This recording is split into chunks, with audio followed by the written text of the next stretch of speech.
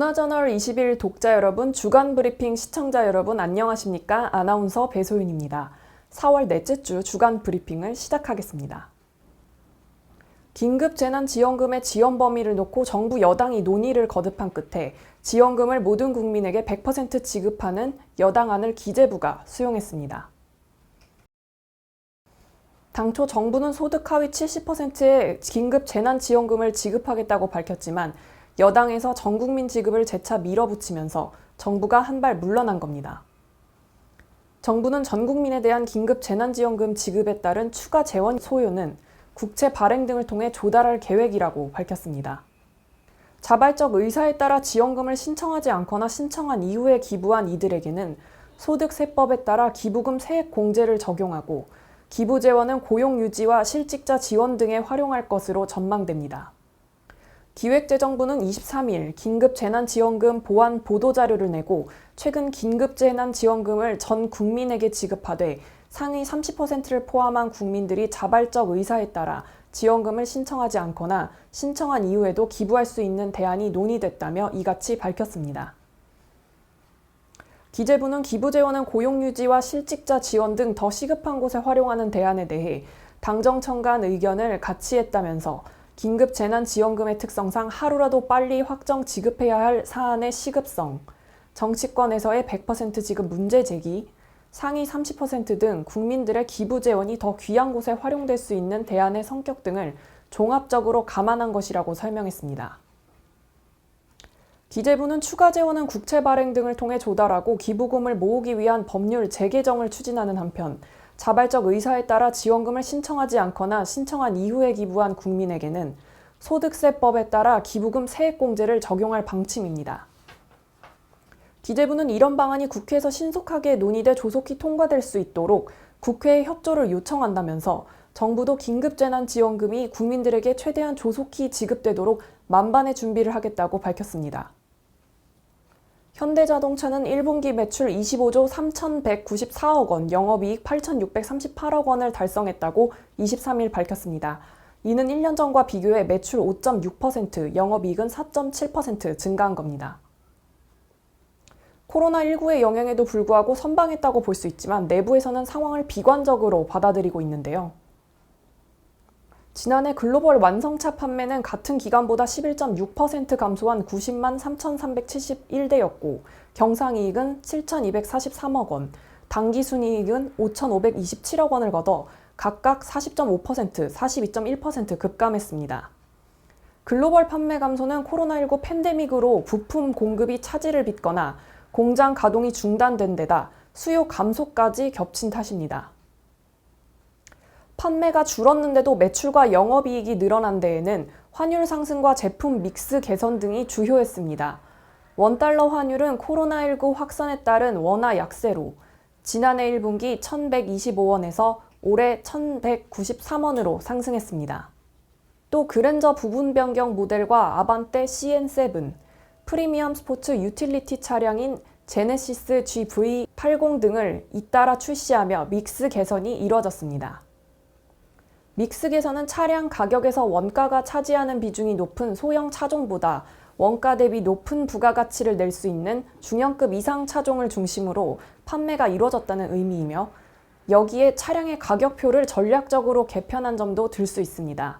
매출 대비 원가의 비중을 뜻하는 매출 원가율은 0.5%포인트 낮아진 83.2%로 나타났습니다. 현대차는 전기차로의 패러다임 전환에 대비해 현금을 최대한 확보한다는 전략을 최근 펴왔습니다. 그러나 코로나19라는 예상치 못한 변수가 등장하면서 방어에 성공하는 정도의 실적을 낸 것으로 분석됩니다. 현대차는 미국의 자율주행업체 앱티브와의 합작 법인 관련 1,000억 원의 기타 매출이 발생한 점을 제외하면 실질적으로 1분기 영업이익이 감소했다고 판단했습니다. 매출 영업이익 증가는 일종의 착시 효과라는 것입니다. 오히려 글로벌 실물 경제 침체의 본격화가 예상되는 2분기에 수익성 하락이 불가피하다고 현대차는 전망했는데요. 더구나 국제 유가가 출렁이면서 판매 회복 전망도 불투명하다고 우려했습니다.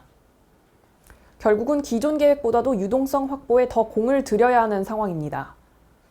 현대차는 내부적으로 다양한 시나리오를 검토하고 있으며 빠른 경영 안정화를 위한 위기 대응 시스템을 구축할 계획이라며 내수 시장에서의 신차 판매 확대와 제품 믹스 개선을 지속 추진하고 효율적 재고 관리와 인센티브 운영, 신차 및 SUV 위주의 확대를 통해 해외 시장에서의 실적 악화를 만회할 것이라고 밝혔습니다.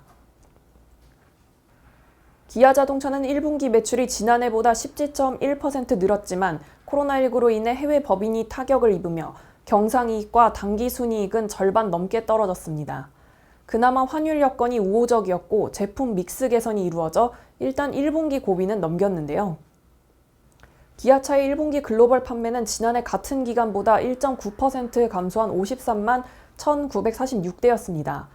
해외 시장은 53만 1,956대로 2.6% 감소한 반면 국내에서는 1.1% 증가한 11만 6,739대가 팔렸습니다.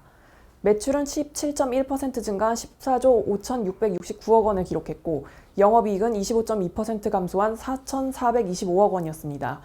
권역별로 살펴보면 중국이 60.7%나 감소했고 유럽과 그 외 지역 모두 판매가 줄었습니다.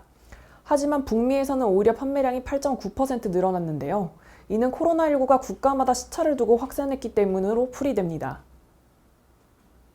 매출이 늘어난 원인으로는 원화 가치 약세와 제품 믹스 개선을 꼽을 수 있는데요.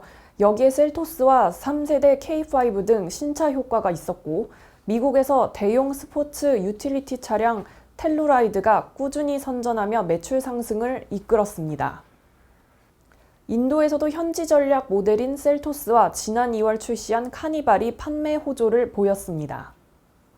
매출 원가율은 1년 전보다 2.4% 상승한 84.5%로 나타났습니다.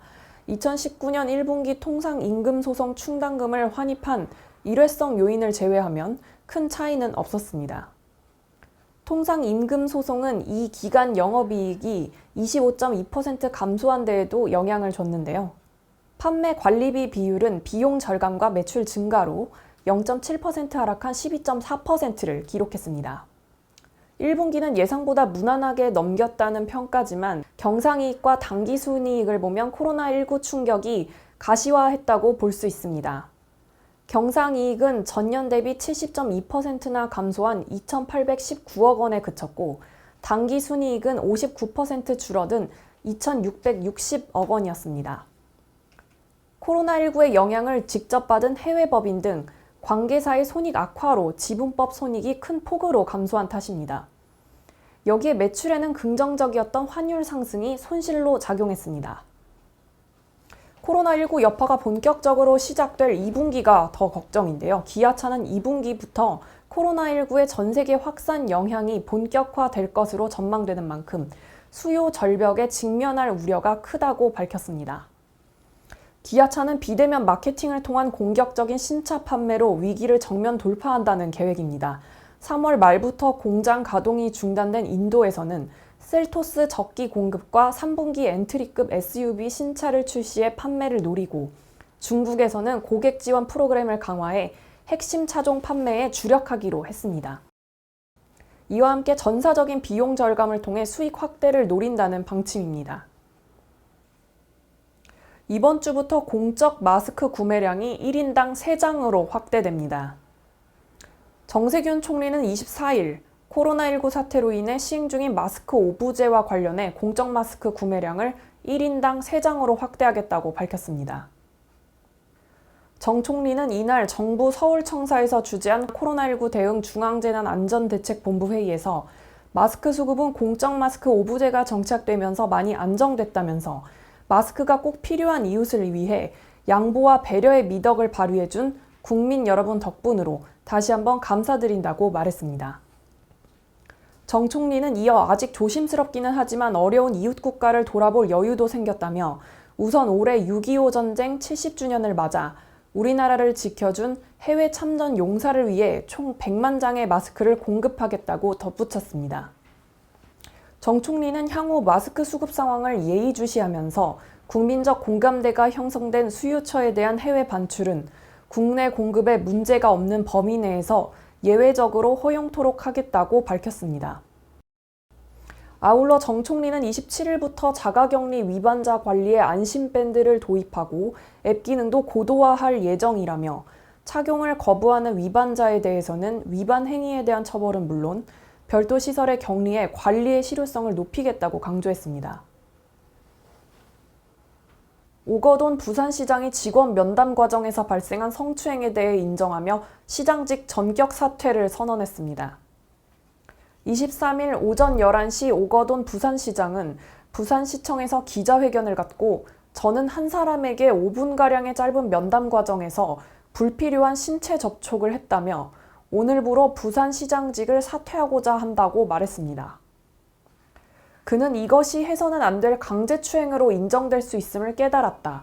경중에 관계없이 어떤 말로도 어떤 행동으로도 용서받을 수 없다며 이러한 잘못을 안고 위대한 시민 여러분께서 맡겨주신 시장직을 계속 수행한다는 것은 부산시장으로서의 도리가 아니라고 생각한다고 고백했습니다. 오 시장은 공직자로서 책임지는 모습으로 피해자께 사죄드리고 남은 삶 동안 참회하는 마음으로 살아가겠다. 아울러 시민 여러분의 기대를 저버린 과오 또한 평생 짊어지고 살겠다고 말했습니다.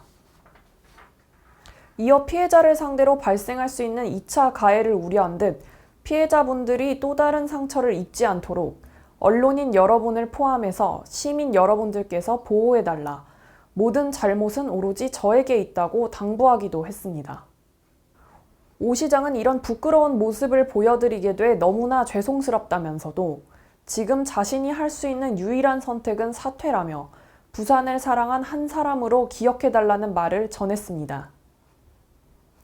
앞서 복수의 언론은 오거돈 부산시장이 건강상의 이유로 전격 사퇴를 선언한다고 보도했지만 그가 기자회견에서 성추행 사실을 고백하면서 최종적으로는 미투 의혹으로 사퇴하는 것으로 알려졌습니다. 프로포폴 투약 의혹에 휩싸였던 이부진 호텔신라 사장에 대해 경찰이 불법 투약 혐의가 없다는 결론을 내리고 사건을 내사 종결했습니다. 서울지방경찰청 광역수사대는 23일 이 사장이 불법 투약을 입증할 만한 증거가 발견되지 않아 내사 종결한다고 밝혔습니다. 경찰의 설명에 따르면 2016년 이 사장이 성형외과 병원에 방문해 시술을 받고 그 과정에서 프로포폴이 사용되긴 했지만 전문기관 감정에서 투약량이 오남용에 해당하지 않는다는 판단이 나왔습니다. 지난해 뉴스타파는 서울 강남구의 한 성형외과에서 2016년도에 근무한 간호조무사의 입을 통해 이부진 호텔신라 사장이 프로포폴을 상습 투약했다고 보도한 바 있는데요. 이후 경찰은 해당 성형외과를 상대로 압수수색을 진행하고 진료기록부와 마약류 관리대장 등의 증거물을 확보, 병원 관계자들과 이부진 사장을 상대로 고강도 조사를 벌인 바 있습니다.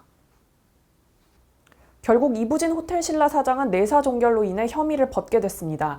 하지만 경찰은 앞서 성형외과 원장은 의료법 위반 혐의로 기소 의견, 간호조무사 2명은 불기소 의견을 달아 검찰에 송치했습니다. 국립창극단이 신작 춘향을 다음 달 14일부터 24일까지 다로름 극장에서 초연합니다.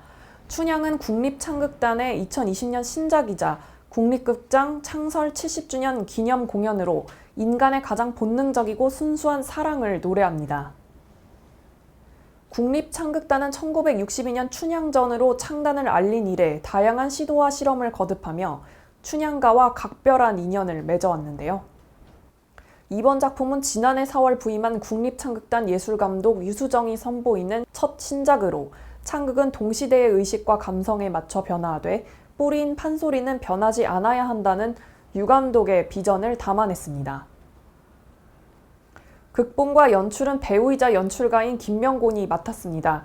영화 서편제의 유봉 역으로 청룡영화상 남우주연상을 받은 그는 서편제는 물론 임권택 감독 춘향전의 각본을 비롯해 공연 시간 6시간이 넘는 국립창극단 최초 완판 장막 창극 춘향전 대본을 직접 썼습니다. 이번 작품에서 직접 작창을 맡은 유수정 예술감독은 음악적 섬세함이 뛰어나다고 평가받는 만정제 춘향가를 바탕으로 동초제 보성소리에서도 소리를 가져와 특색 있는 소리를 짰습니다. 작곡 음악감독은 전통 음악의 아름다움을 현대적 편성으로 오롯이 담아내는 작곡가 김성국이 맡았습니다. 창극 춘향은 음악적으로는 장르의 뿌리인 전통 소리에 더욱 집중하되 그 외 작품을 구성하는 여러 요소들을 동시대적 감각으로 풀어낼 예정입니다. 춘향 역에는 국립창극단 대표 주역 이소연, 신예 소리꾼 김우정이 더블 캐스팅됐는데요. 맑은 성음과 풍부한 연기력을 갖춘 이소연은 창극 춘향 2010과 안드레이 서반의 다른 춘향에 이어 이번에도 춘향으로 낙점됐습니다. 국립창극단이 지난 2월 실시한 공개 모집 오디션을 통해 발탁된 김우정은 TV 프로그램 너의 목소리가 보여 출연으로 화제를 모은 젊은 소리꾼입니다. 춘향 이야기에서 빠질 수 없는 개성 강한 캐릭터들의 면모도 쟁쟁합니다. 몽룡역 김준수, 월매역 김차경, 김근미, 변학도역 윤서간, 최호성, 향단역 조유아, 방자역 유태평양 등 선 굵은 배우들이 캐스팅된 가운데 백인 백색 매력 국립창극단의 모든 배우와 연주자가 총출동해 저력을 보여줍니다. 한편 이번 공연에서는 코로나19 극복을 위한 사회적 거리두기의 일환으로 객석 뛰어앉기가 시행됩니다. 코로나19 확진자가 줄어들고는 있지만 황금 연휴를 맞아 느슨해진 틈을 타 다시 확산될 우려가 있습니다. 모두 조금 더 주의하시고 건강한 한 주 보내시기 바랍니다. 감사합니다.